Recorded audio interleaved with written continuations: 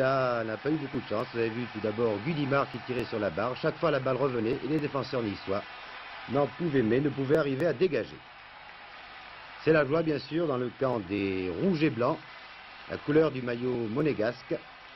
1-0 pour Monaco à la 30e minute de cette rencontre.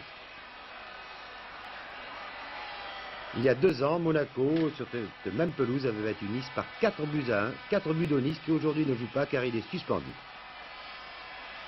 L'an dernier, bien sûr, Monaco était en seconde division, ne l'oublions pas. Voyez là une accélération de Petit.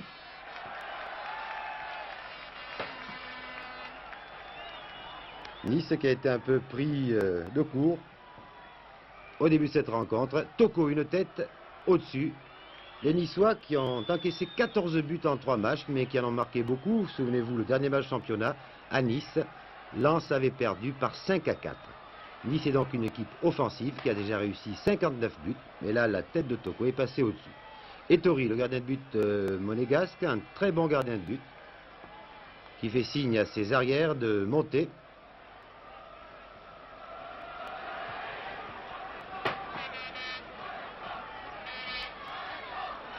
Voyez Petit, excellent joueur de milieu de terrain, c'est le capitaine de l'équipe. Il accélère, il donne à d'Alger qui d'un tir terrible. Baratelli bloque en 2 temps. Très belle parade là de Baratelli sur ce tir de d'Alger, lié droit international qui était en grande forme ce soir au stade Louis II de Monaco.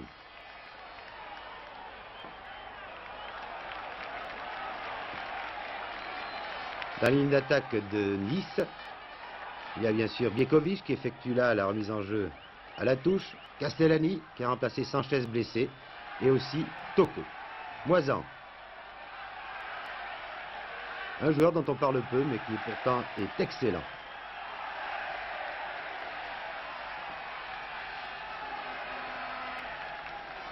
Gardons sur la gauche pour Vitalis.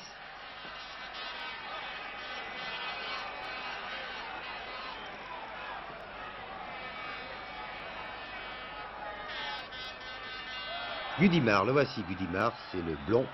Il est très blond, il n'a pas 20 ans. Il a la lourde tâche de remplacer Onis.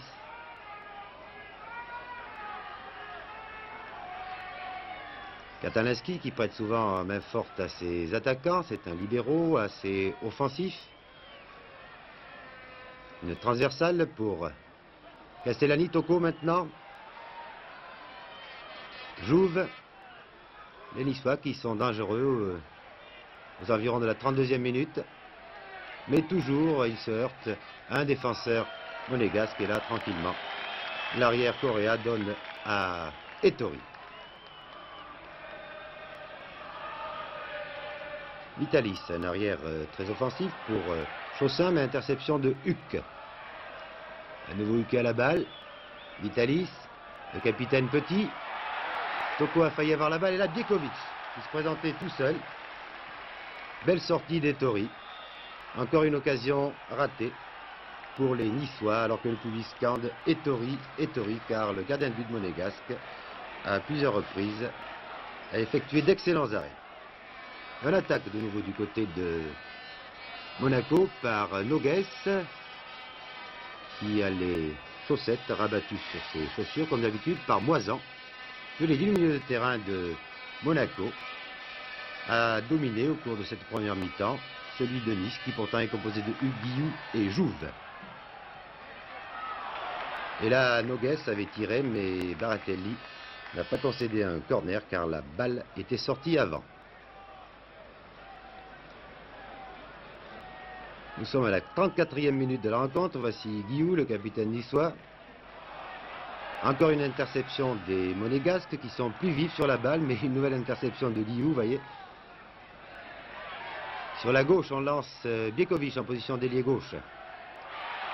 Va-t-il centrer? Il préfère tenter un petit lob qui aurait pu être dangereux, mais Ettori, une fois de plus, était bien placé. En tout cas, Toko était sur la droite. Toujours 1-0, alors qu'on s'approche de la fin de la première période. Vous allez voir là une action d'Alger qui a bien lobé Baratelli, mais la balle est passée à côté, donc à la mi-temps, 1-0 pour l'équipe de Monaco. Deuxième période. Les Monégasques continuent à attaquer, ils sont à droite bien entendu. D'Alger, Petit, à côté. Baratelli était battu, il était sorti, mais le tir de Petit était trop croisé. Une occasion donc ratée pour les Monégasques qui mènent toujours pas 1-0. Et Nice qui maintenant va essayer d'égaliser. Voyez, Toko qui a été lancé, mais il était hors jeu, je pense.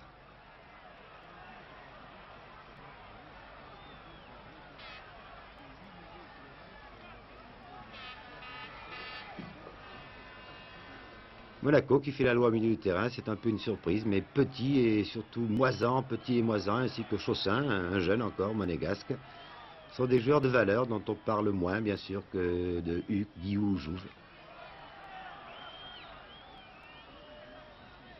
Asseri, l'arrière droit des Niçois.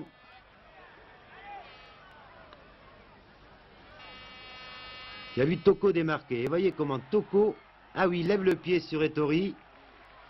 Alors que Biekovic va excuser Toko, les joueurs se disputent un petit peu, on en veut à Toko.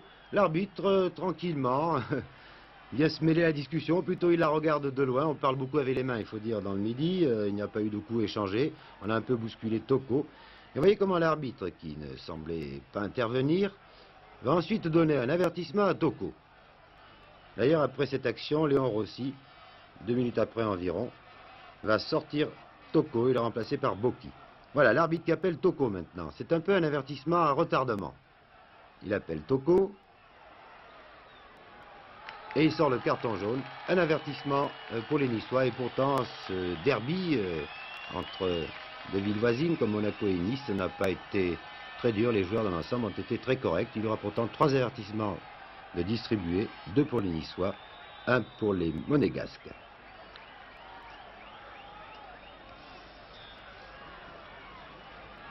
Quoi qu'il en soit, c'est un coup franc, bien entendu, pour pied levé de Toko sur le gardien de but, Ettori.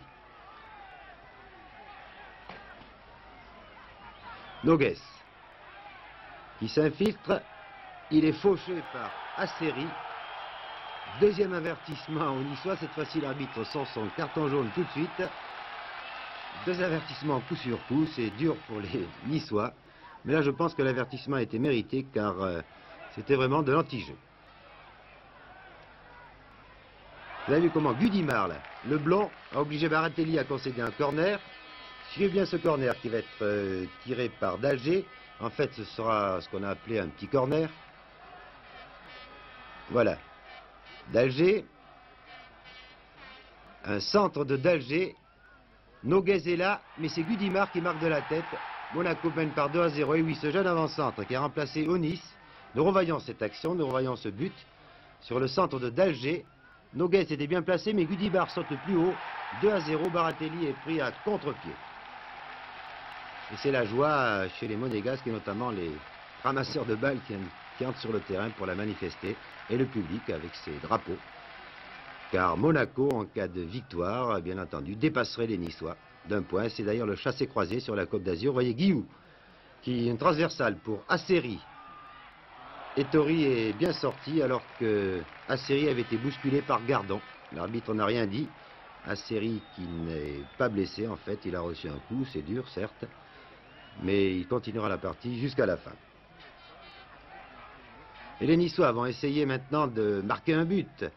Peut-être croient-ils encore au miracle, puisque vous en souvenez, ils étaient menés à 2 minutes de la fin lors du dernier match championnat par Lens. Ils ont réussi 2 buts dans les dernières minutes. Vous voyez maintenant que l'avant-centre Gudimar est très replié. Baraja, le numéro 4.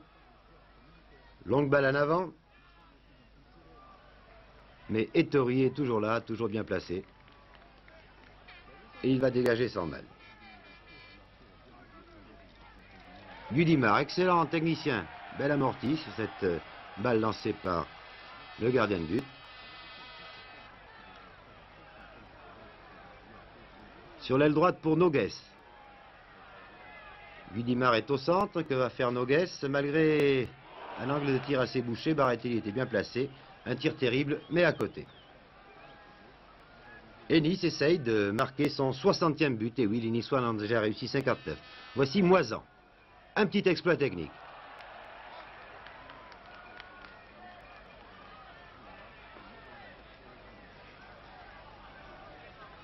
Les Niçois qui ont bien réagi tout de même par Jouve. Là, c'est Guillou, mais la balle est interceptée par qui? Toujours lui, Udimar. Baratelli est bien sorti. Et c'est un corner qui est concédé par la défense niçoise. Le match touche à sa fin. Monaco mène par 2-0. Vous voyez Guillou, les mains sur les hanches, qui a l'air un peu déçu. Le corner va être tiré alors qu'on nous montre Gudimar en gros plan. C'est un peu le héros de cette rencontre, oui, tiré par Nogues. À nouveau Nogues.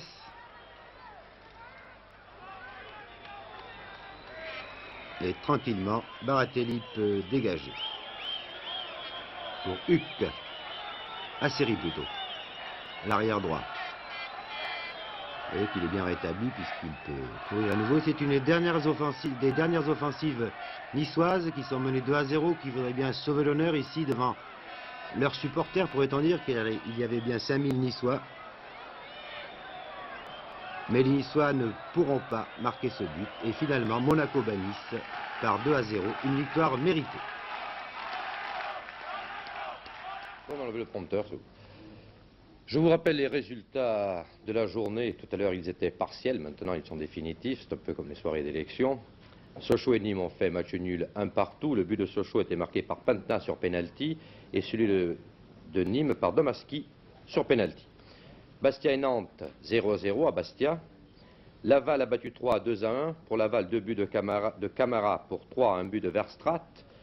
Valenciennes a battu Lens à Lens 2-0. 2 buts de Juskoviak et un exploit donc de Valenciennes.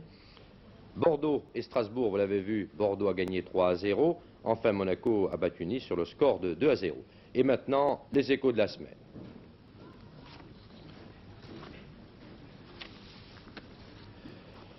On apprend aujourd'hui par l'intermédiaire du journal italien La Gazzetta dello Sport que l'Inter de Milan avait déjà versé 90 millions de lire à titre d'option pour le transfert de Michel Platini, qui a fait, on sans doute, très forte impression à Naples. Le contrat définitif serait établi sur la base de 900 millions de lire, ou si vous préférez, de 5 millions de francs.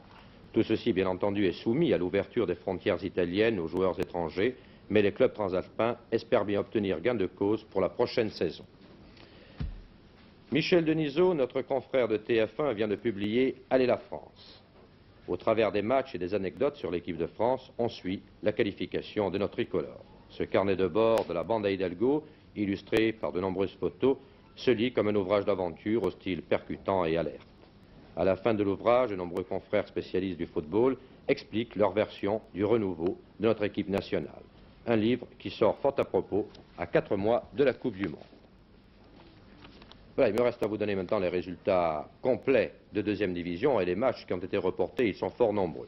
Dans le groupe A, sachez que Fontainebleau et Avignon ont fait match nul, 1 but partout. Dans le groupe B, Tours bat Guingamp 3-1. Lucé et Boulogne font match nul 2-2. Brest bat Châteauroux 4-2.